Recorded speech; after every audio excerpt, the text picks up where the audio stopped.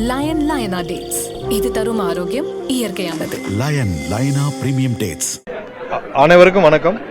இன்று நம்முடைய சட்டத்துறை சார்பாக 45 அரசு உதவி வழக்கறிஞர்களுக்கு நியமன ஆணை, பணி நியமன ஆணை வழங்கப்பட்டது. அவங்க எல்லாருக்கும் இன்னைக்கு பணி நியமனம் செய்து இன்னைக்கு அந்த ஆணை கொடுக்கப்பட்டது.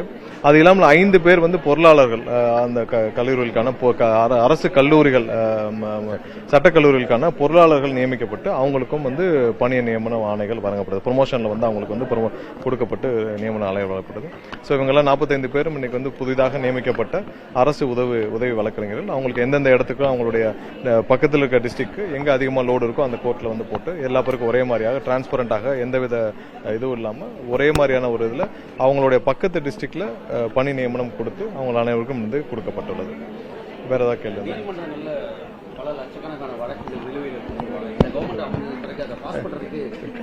கண்டிப்பா முதல்வருடைய கொள்கையா தான். ஏன்னா எல்லா வழக்குகளும் விரைவாக முடிக்கப்பட்டு அனைத்து வழக்குகளும், அதுவும் முக்கியமாக பெண்கள் சம்பந்தப்பட்ட இதுல மகிழா கோர்ட்ல இருக்கிற வழக்கெல்லாம் விரைவாக முடிக்கப்படணும்னு. ஸோ அதற்கான சாத்தியக்கூறுகள் எல்லாத்தையும் ஆராய்ஞ்சிட்டு இருக்கோம். எங்கெங்கெல்லாம் ஸ்பீடி ட்ரையல், இப்போ கோயம்புத்தூர் அந்த கேஸ்ல வெகு விரைவில் நீதி வழங்கக்கூடிய வகையில் முதல்வர் எங்களை எல்லாரையும் உத்தரவிட்டிருக்கிறார். ஸோ அதுக்கு என்னென்ன பண்ணணும்னு சொல்லி ஆராய்ஞ்சிட்டு இருக்கோம். இதே போல் அனைத்து கோர்ட்டுகளிலும் தேங்கி கிடக்கும் வழக்குகள் எங்கெங்கெல்லாம் ஊழியர்கள் பற்றாக்குறை இருக்கோ அதெல்லாம் பட்டியலிட்டு எடுத்துட்டு இருக்கோம். ஸோ எங்கெங்கெல்லாம் கோர்ட்டு தேவைப்படுது அதிகப்படியா இன்க்ரீஸ் பண்ணணும்.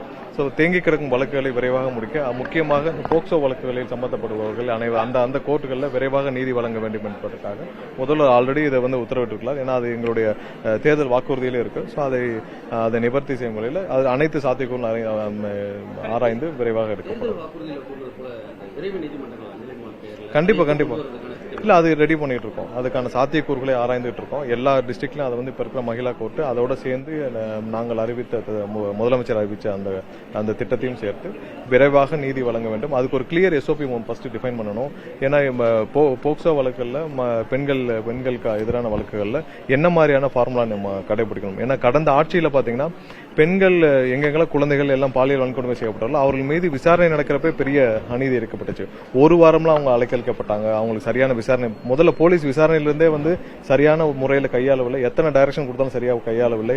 அதுக்கப்புறம் நீதிமன்றங்களே அந்த வழக்கல் எப்படி கையாள வேண்டும் என்று ஒரு கிளியர் ப்ரொசீஜர் நம்ம கிரியேட் பண்ண வேண்டும். அது எல்லாரையும் நம்ம சர்க்குலேட் பண்ணிட்டு அதை கிரியேட் பண்ண பிறகுதான் எவ்வளவு வழக்கல் தேங்கி கிடக்குது, அதுக்கு எவ்வளவு தூரம் நம்ம ஊழியர்கள் பற்றாக்குறை இருக்கு அதை சரி பண்ணோம். ஏன்னா ஃபர்ஸ்ட் ப்ரொசீஜர்லாம் நம்ம பண்ணணும். இப்ப கோயம்புத்தூர் கேஸ்ல துரிதமாக செயல்பட்டு அங்க எல்லாருக்கும் என்னென்ன ஒவ்வொரு நாளும் ஒவ்வொரு அப்டேட் நம்ம பண்ணிருக்கோம். ஃபோரன்சிக் இதா இருக்கட்டும், இல்ல டிஎன்ஏ டெஸ்டா இருக்கட்டும், இல்ல ஒவ்வொரு அந்த வழக்குல எப்ப சார்ஜ் ஃபைல் பண்ணணும், இல்ல என்ன பண்ணணும், எப்படி கையாளணும்னு சொல்லிட்டு அதுக்கான வழிமுறைகளை ரெடி பண்ணிட்டு இருக்கோம். ஸோ இதெல்லாம் ஆராய்ந்து அனைத்து சட்ட வல்லுநர்களும் ஆலோசித்து விட்டு முதல்ல ஒரு எஸ்ஓபி, ஒரு ஆபரேட்டிங் ப்ரொசீஜர் நம்ம ரெடி பண்ணணும். ரெடி பண்ணி முடிச்ச பிறகு எவ்வளவு வழக்குகள் தேங்கி கிடக்குது, அதற்கு எவ்வளவு ஊழியர்கள் தேவைப்படுவாங்க, அதையெல்லாம் நீதிபதிகள் அனைவரிடம், சட்ட வல்லுநர் அனைவரிடம் கன்சல்ட் பண்ணிட்டு ஏஜி எல்லாத்தையும் பேசிட்டு தான் நம்ம அடுத்த கட்டம் கொண்டு வரும். கண்டிப்பா அது நம்முடைய கொள்கையில ஒண்ணு. எந்த குற்றவாளியும் அதுவும் முக்கியமான போக்சோ குற்றவாளிகள்லாம் விரைவாக தண்டிக்கப்பட வேண்டும். அவர்கள் சுதந்திரமா இருக்கக்கூடாது. பாதிக்கப்பட்ட அந்த பெண்களுக்கும் விரைவாக நீதி வழங்கப்பட வேண்டும். அதுல முதல்ல ரொம்ப முக்கியத்துவம் கொடுத்து எங்கள் அனைவருக்கும் முடக்கி விட்டல. முதல் கட்டமான பணிகள் நாங்கள் ஆல்ரெடி துவக்கி விட்டோம்.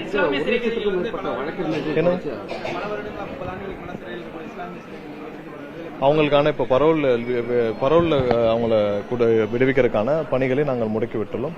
கண்டிப்பா அவர்களுக்கு அடுத்த கட்டமாக அவர்களுக்கு நிரந்தர ரிலீஃப் என்ன கொடுக்கணுன்றதுக்காக நாங்கள் பேசிட்டு வரோம். சட்டப்பூர்வமா ஆராய்ச்சிட்டு வரோம். இப்ப பரோல் அவங்களுக்கு விடுவிக்கிறதுக்கான வேலைகளை ஆல்ரெடி நாங்கள் துவங்கி விட்டோம்.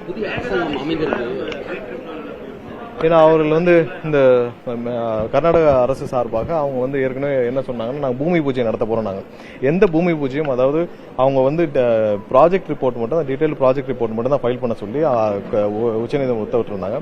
அதை மீறி பூமி பூஜை செய்ய போறேன்னு சொன்னதுனால நம்ம தேசிய பசுமை தீர்ப்பாயத்தில் அதை செய்யக்கூடாதுன்றதுக்காக நம்ம தொடுக்க உள்ளோம். ஒவ்வொரு கட்டத்திலும் எல்லா கட்டத்திலும் வேற உச்சநீதிமன்றத்திலும் ஒரு சில வழக்கல் தொடுக்க வேண்டியிருக்கு. ஸோ கண்டிப்பாக முதல்வர் எந்த காலத்திலும் மேகதாதுல அவர்கள் எந்த விதத்திலும் அவர்கள் கட்டுவதற்கான எந்த அனுமதியும் நம்ம கொடுக்க போறதில்லை.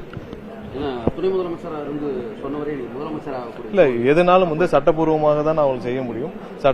ஆல்ரெடி வந்து இதுக்கு பண்ணக்கூடாதுன்னு சொல்லிட்டாங்க. Project report, detail project report மட்டும் தான் ஃபைல் பண்ண சொல்லியிருக்காங்க. அந்த மீன் டைமில் அவங்க போயிட்டு வந்து பூமி பூஜையெல்லாம் செய்ய முடியாது. ஸோ அதை செய்து தேவையில்லாமல் 2 மாநிலங்களுக்கும் சட்டம் ஒழுங்கு பிரச்சனையை கொண்டு வரதுக்கான முயற்சிகளை அவர்கள் செய்கிறார்கள். அரசியல் காரணங்களுக்காக வந்து DK சிவகுமார் இந்த மாதிரி செய்கிறாரு. அது கடுமையான கண்டனங்கள். 2 மாநிலங்களுக்கும் முதல்ல அமைதி தேவை. 2 மாநில மக்களுக்குள்ள ஒரு அமைதி தேவை. 2 மாநில மக்களுக்கும் நிறைய தொழில் உறவுகள் இருக்கு. இவர் தேவையில்லாமல் அரசியல் காரணங்களுக்காக சிவகுமார் இந்த மாதிரி எல்லாம் செய்கிறாரு. ஸோ அதை அவர்கள் வந்து தேவையில்லாமல் இந்த மாதிரி சர்ச்சையை கிளப்புறதை நிப்பாட்டிக்கணும். நீதிமன்றங்கள் இருக்கு, ஒவ்வொரு ஸ்டேட்டுக்கும் இன்டர்ஸ்டேட் பாலிசிஸ் இருக்கு. இன்டர்ஸ்டேட் பாலிசியில் 2 மாநிலங்களும் எப்படி செயல்படணும் இருக்கு. அதை மீறி தன்னிச்சையாக ஒரு பொறுப்புணர்வு இல்லாமல் செயல்படுவதற்கு கடுமையான கண்டனம். அதை எந்த காலத்திலும் முதல்வர் அனுமதிக்க மாட்டார். இல்ல முதல்வர் வந்து என்னென்ன நம்ம செய்ய போறோம்னு முடிவு பண்ணிக்கிட்டு சட்டப்பூர்வமா என்ன செய்ய போறோம் முடிவு பண்ணிட்டு அப்புறம் தேவையான விதத்துல கண்டிப்பா அனைவரிடம் ஆலோசிப்பாங்க.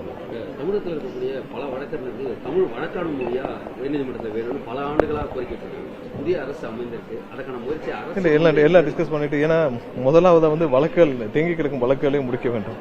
அதுக்கப்புறம் என்னென்ன மாதிரியான வழக்குகள் நம்ம விரைவாக வழக்கறிஞர்களுக்கு எப்படி பணியாற்ற வேண்டும் சொல்ல வேண்டும். எல்லா இடத்துலயும் அது ஃபீஸிபிளா இருக்கணும். நீங்க உச்சநீதிமன்றம் போறப்ப ஹைகோர்ட்ல போறப்ப ஃபீஸிபிளா இருக்கணும். அது எல்லாத்துக்குமான சாத்தியக்கூறல் இருக்கணும். கண்டிப்பா என்னமா இப்போ லோயர் கோர்ட்ஸ்ல இப்ப தமிழ்ல வழக்காடுவதற்கு எந்த தடையும் இல்லை. எல்லா இடத்துலயும் பண்ணிட்டு தான் இருக்காங்க. ஹைகோர்ட்லயும் மற்றவங்க எல்லா இடத்துலயும் வழக்காடுவதற்கு அவங்க வந்து ஆர்கியூ பண்றதுக்கு இதுவரைக்கும் தமிழ் ஆர்கியூ பண்றதுக்கு எந்த தடையும் இல்லை. ஆல்ரெடி பண்ணிட்டு தான் இருக்காங்க. அது எந்த இஷ்யூ இல்லை. அது வரைக்கும் அதுல கண்டினியூ பண்றது ஒரு விஷயம் இல்லை. தேங்க்யூ. லயன் லயனா டேட்ஸ். இது தரும் ஆரோக்கியம் இயற்கையானது. லயன் லைனா பிரீமியம் டேட்ஸ்.